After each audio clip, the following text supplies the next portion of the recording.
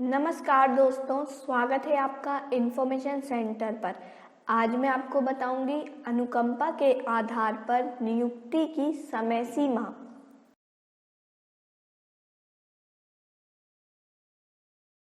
पहला, सामान्यतः ड्यूटी करते हुए जिन कर्मचारियों की मृत्यु हो जाए या जो स्थायी तौर पर अपंग हो जाएं के मामले में नियुक्ति 1 माह में कर दी जानी चाहिए और अन्य मामलों में 3 माह के अंदर। यह समय सीमा होते हुए भी नियुक्ति यथाशीघ्र करने का प्रयास किया जाना चाहिए।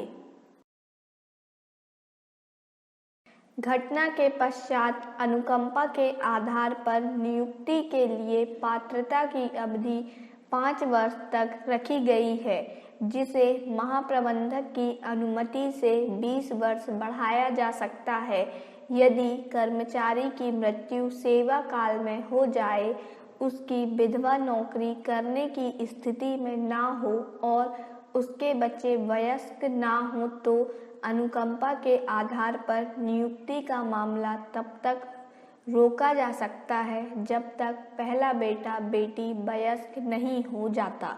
महाप्रबंधक अनुकंपा के आधार पर नियुक्तियां 5 वर्ष के बाद और 20 वर्ष तक भी स्वीकृत कर सकता है यदि निम्न शर्तें पूरी होती हों।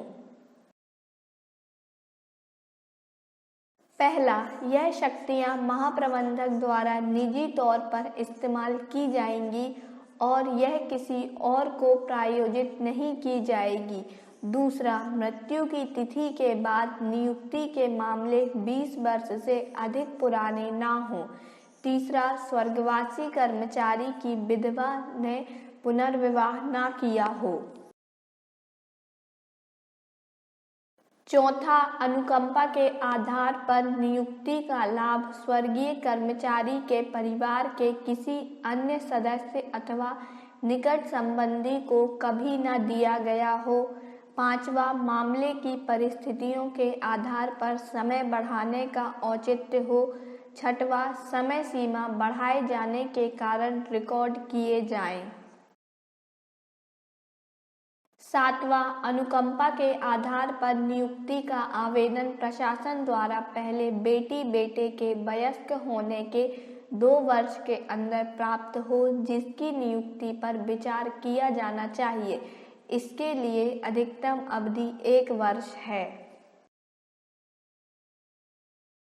दूसरा, संयुक्त परामर्शदात्री विभागीय बैठक में कर्मचारी पक्ष की मांग पर बोर्ड ने निर्णय किया है कि उपर्युक्त समय सीमा में 1 से 7 तक दी गई शर्तें पूरी होने पर महाप्रबंधक के नियुक्ति के अधिकार मंडल रेल प्रबंधक, विभागाध्यक्ष, मुख्य वर्क्स मैनेजर को दिए जा सकते हैं।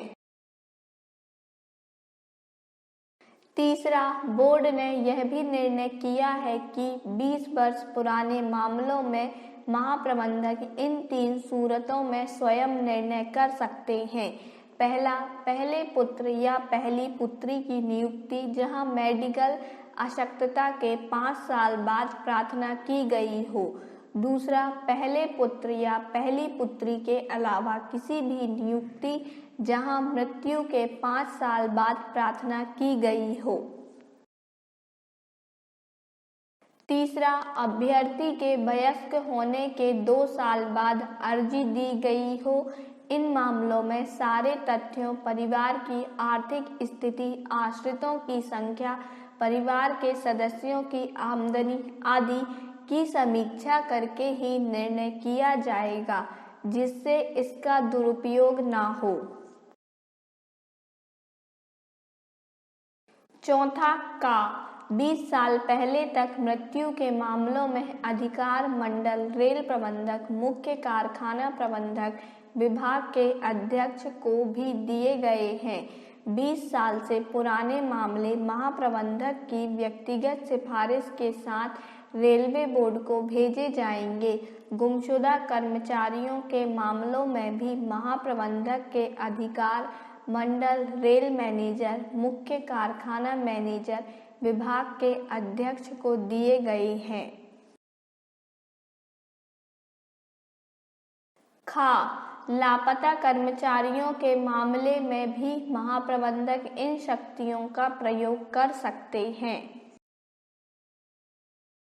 5वां, नियुक्ति में विलंब न हो इसके लिए मंडलों में वरिष्ठ मंडल कार्मिक अधिकारी और मुख्यालय स्तर पर मुख्य कार्मिक अधिकारी इन मामलों को मॉनिटर करेंगे।